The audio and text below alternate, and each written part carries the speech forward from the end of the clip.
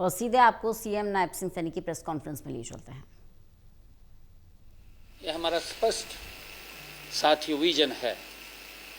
इसी दिशा में हम एक ऐसी औद्योगिक नीति लेकर आ रहे हैं जो सरल भी है, उत्तरदायी भी है और भविष्य की आवश्यकताओं को अनुरूप साथियों वो होगी।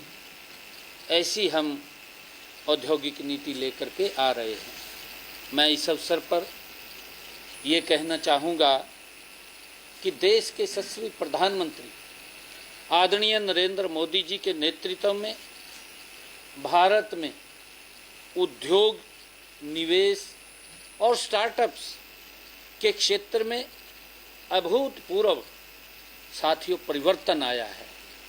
पिछले 11.5 वर्षों में आप देखेंगे देश गति से बदला है आदरणीय नरेंद्र मोदी जी के नेतृत्व में। चाहे मेक इन इंडिया की बात हो, स्टार्टअप इंडिया की बात हो, साथियों चाहे डिजिटल इंडिया की बात हो, और चाहे ईज ऑफ डूइंग बिजनेस जैसे ऐतिहासिक कदमों ने देश को आदरणीय नरेंद्र मोदी जी के नेतृत्व में एक नई आर्थिक दिशा दी है। साथियों, हरियाणा सरकार इसी राष्ट्रीय विजन को आगे बढ़ाते हुए राज्य में उद्योगों, स्टार्टअप्स और नवाचार को और अधिक प्रोत्साहित करने के लिए ठोस कदम उठा रही है। साथियों, हमारी प्राथमिकता केवल बड़े शहरों तक विकसित विकास सीमित रखना नहीं है, बल्कि हर जिले तक निवेश पहुंचाना हमारी प्राथमिकता है, ताकि युवाओं को उनके अपने क्षेत्र में ही रोजगार के अवसर मिल सके। हमने पिछले दिनों अपने बजट के अंदर 10 नई IMTs का जिक्र किया था। मुझे खुशी है कि आज 2 IMTs की तो जगह हम फाइनल कर चुके हैं, उसको खरीद चुके हैं। एक का जल्दी हो जाएगा और अलग अलग सभी जो IMT हैं उनको हमने गति से चिन्हित कर रहे हैं। और हमारे निवेशक आज बड़ी रुचि हरियाणा के अंदर दिखा रहे हैं, और इसी कारण से हमने अपनी न्यू इंडस्ट्रियल पॉलिसी उनसे साझा की है, उनसे बातचीत की, उनसे सुझाव भी लिए हैं और उनसे कहा है कि इसमें हम और क्या बेटर कर सकते हैं। उन्होंने बहुत महत्वपूर्ण सुझाव हमें दिए हैं। साथियों, इसी उद्देश्य को साकार करने के लिए हमने राज्य में जो मॉडल टाउनशिप IMT को विकसित करने की महत्वाकांक्षा योजना वो बनाई है। इसमें चाहे अंबाला का मैंने जिक्र किया है, अंबाला के अंदर तो हमने लैंड भी लगभग परचेज कर ली है। नारायणगढ़ IMT की पूरी प्रक्रिया पूरी कर ली गई है और अन्य स्थानों पर भी जैसा मैंने कहा है कि कार्य तेजी से चल रहा है। साथियों, आज की बैठक में automobile, electronics, defence, textile, aerospace सहित विभिन्न क्षेत्रों से जुड़े हमारे उद्योगपतियों ने हरियाणा में निवेश को लेकर सकारात्मक रुचि दिखाई है। साथियों, कई महत्वपूर्ण निवेश प्रस्ताव सामने आए हैं। कई ने तो ये कहा है कि मुझे तुरंत लैंड की आवश्यकता है, ऐड निकालो। हमने उनको डेट भी दे दी है भी हम उसकी एडवर्टाइजमेंट करते हैं। इतना उत्साह निवेशकों में हरियाणा के अंदर यहाँ पर करने का है। और साथियों, मैं ये बताना चाहूँगा कि जो प्रदेश के औद्योगिक विकास को एक नई ऊंचाई तक ले जाने का काम ये करेगा।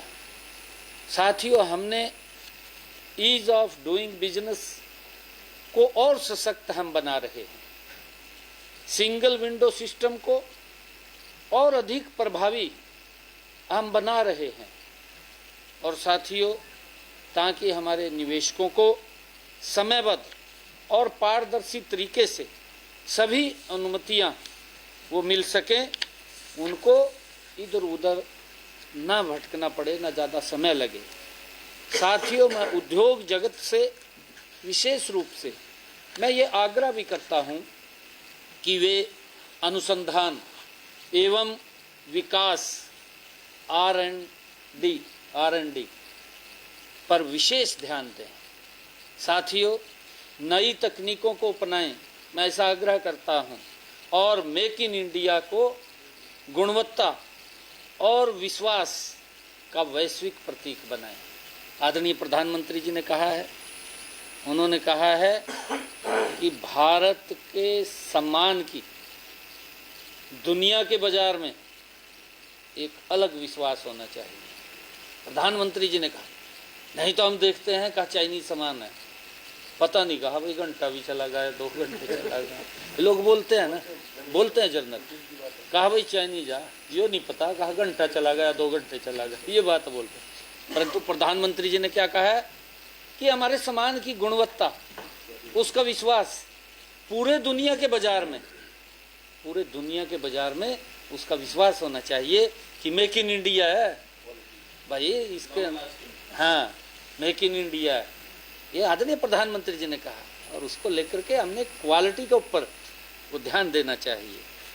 साथ ही मैं उद्योगपतियों से ये भी आग्रह करता हूँ कि वो इंपोर्ट सब्स्टिट्यूशंस पर भी ध्यान दें, ताकि किसी देश की विदेश नीति, साथियों, उसकी निर्भरता कम न हो।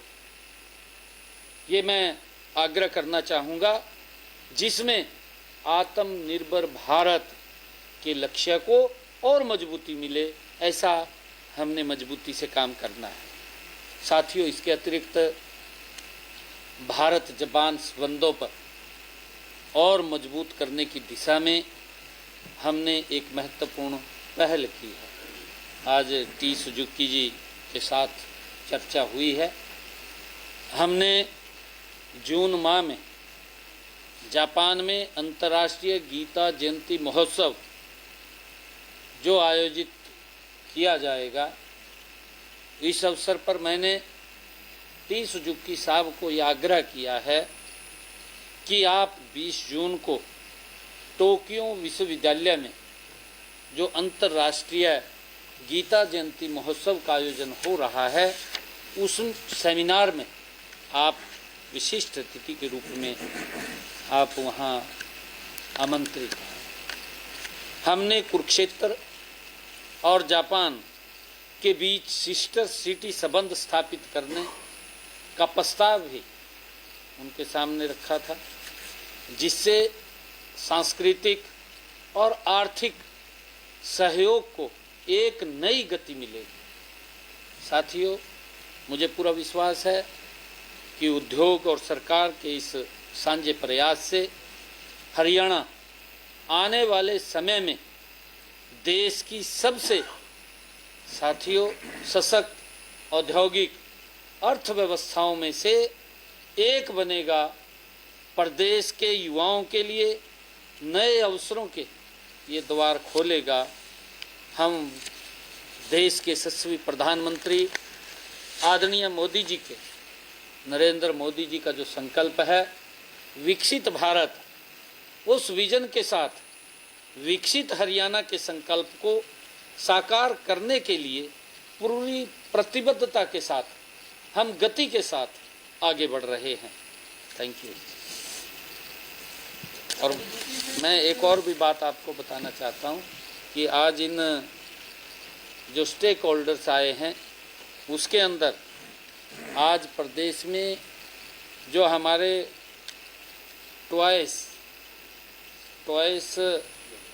जो को लेकर के हमारे जो इंडस्ट्रियलिस्ट थे, उन्होंने सुझाव भी दिए हैं, महत्वपूर्ण सुझाव दिए हैं, और उन्होंने एक टॉय क्लस्टर बनाने के लिए भी आग्रह किया है, और उसके लिए हमने उनको आश्वस्त किया है कि जल्दी ही आपको एक क्लस्टर हम यहाँ पर प्रोवाइड कराएंगे, जिससे कि पूरे विश्व में लगभग 10 लाख करोड़ का बाज़ार, अभी हमारा एक्सपोर्ट बहुत कम है, जैसे क्लस्टर बन कर के तैयार होगा तो हमारा एक्सपोर्ट भी दुनिया भर के उसमें और बढ़ेगा।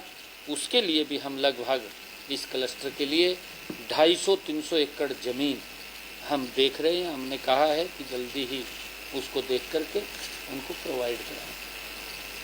सर, क्या कोई प्रस्ताव भी आया है निवेश के लिए? काफ़ी प्रस्ताव आए हैं। और उसके साथ साथ चूँकि दक्षिण हरियाणा तो हम जानते हैं किस तरीके से विकसित है, उसके